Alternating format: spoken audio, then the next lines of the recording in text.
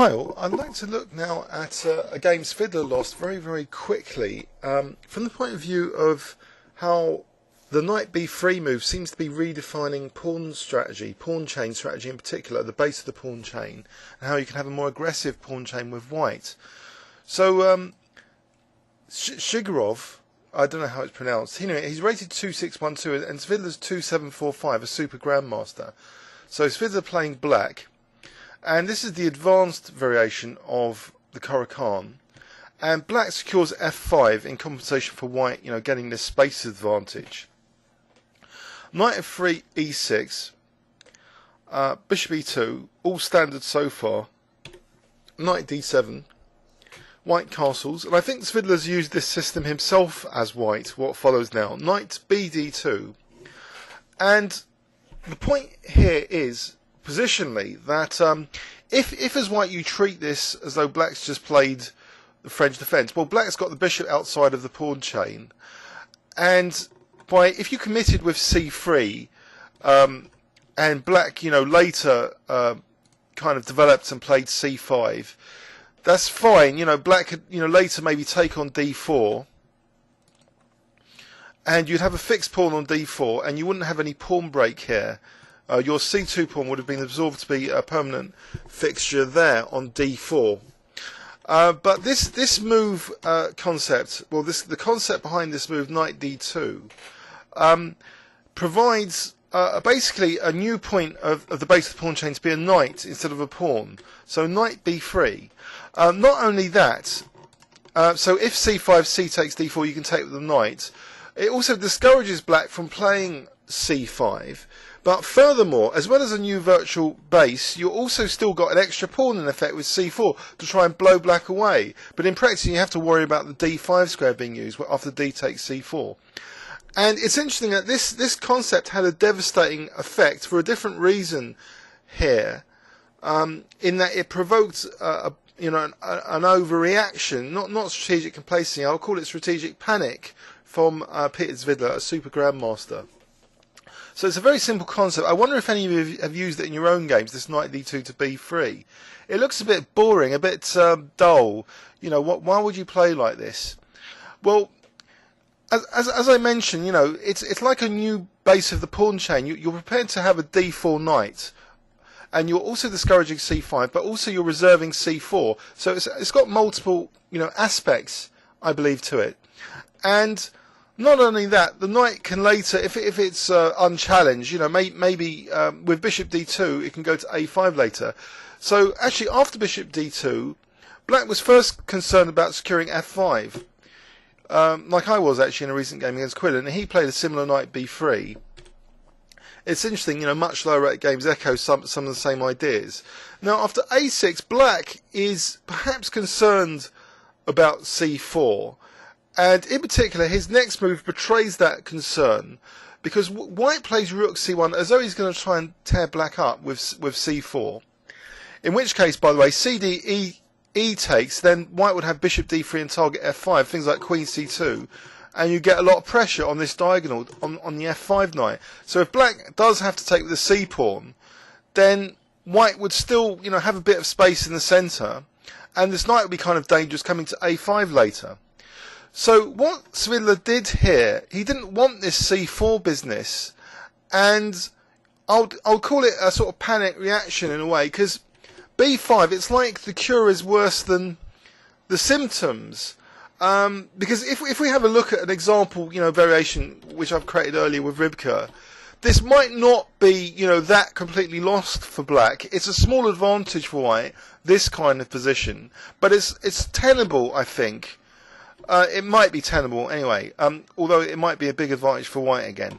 So this makes it a very dangerous system, this knight b3 basically, because I'm unsure, how black should really play against this. But Svidler, he has a radical solution with b5. And the problem is, c5 and potentially e5 if black plays f6 later. These are very critical dark square weaknesses if they're exploitable with knights. And we'll see that after a4, the game followed rook a1 as if white's going to peel open the a file. So Svidler tries to generate some counterplay with f6. Maybe if white's given time, he'll just play rook a1 and maybe even queen a1 ab. So he's trying to generate some play on the f file potentially. So he does the classic, f takes e soon, or allowing e takes f. So bishop h7 because white might be playing g4 to try and target the bishop on g6. So e takes, bishop takes. So he's potentially got some counterplay in the centre against white's d4 square. On the other hand, he's now weakened e5, and c5 was already weak. And you might think, oh, this is all theoretical. So what? There's a couple of weak dark squares. So what? Wasn't it worth it to stop white playing the move c4?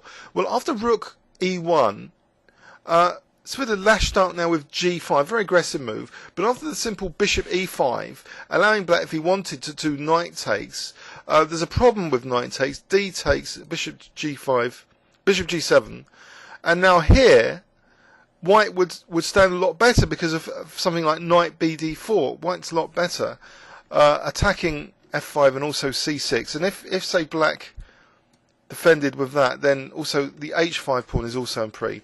So that's another point about knight d4. h5 is in pre. So black maybe like falling to pieces here already. G takes, say takes here. This could look very very nasty. All these like holes on the king side. So actually, Svidler, he didn't do knight takes e5. He played rook f8. And now white put further pressure on black's position on g5. So c5, e5, and g5 are all under pressure here. And and black's finally played knight takes e5 to try and release some of that pressure. But after knight takes, now there's threats on c6. And after queen d6, now after knight c5, there's now threats of knight d7 as well. And black decided to play the move king h8, and here after this next move c3, black seems to be in a kind of zugzwang. He actually resigned here, believe it or not. If we look at various candidate moves that Svidler could have played, rook fd8 for example, there's knight f7, forking queen and king. Bishop g7, there's queen takes g5. G4, you could just take on e6 because after queen takes, there's knight g6 winning the queen. So these knights are kind of lethal tactically, as you're starting to maybe see. Rook a7, you just take and then take on b5. Bishop takes b5. So if you can suggest any good moves for that, I think black's is actually lost here. Knight g7, you could take on h7. For example, and then now these knights can coordinate with each other, or with knight cd7, or you could even play just queen check first, and then one of the knights to d7. And this is pretty dangerous stuff because rook f7, queen g6, and black's in real trouble.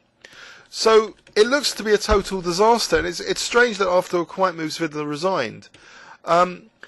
But the reason I bring this game up is because it just reminds me of the knight b3 game against Quinlan recently. So it's interesting. This is sort of redefining the notion of pawn chains. Instead of humbly defending the pawn chain with c3, it seems the knight b3 idea has plenty of venom behind it.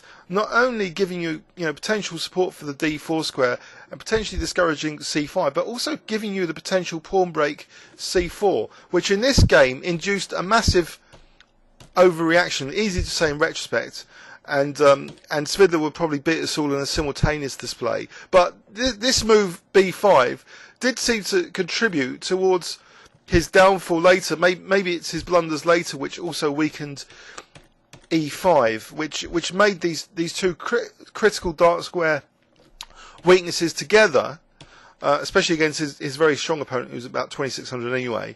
It provided this very very short game where it seems he was crumbling now after this c3 move. So that's an interesting system to consider against the Caro-Kann, just this advanced variation with this knight d2 to b3, because previously I think these variations weren't so popular because it looks like a French defence with black upgrading his position with the bishop outside the pawn chain, but it's actually not so simple. If white doesn't have to play c3 and can play this seemingly boring poxy knight manoeuvre, it seems to carry with it a lot of aggressive venom. Please leave any comments or questions on YouTube. Thanks very much.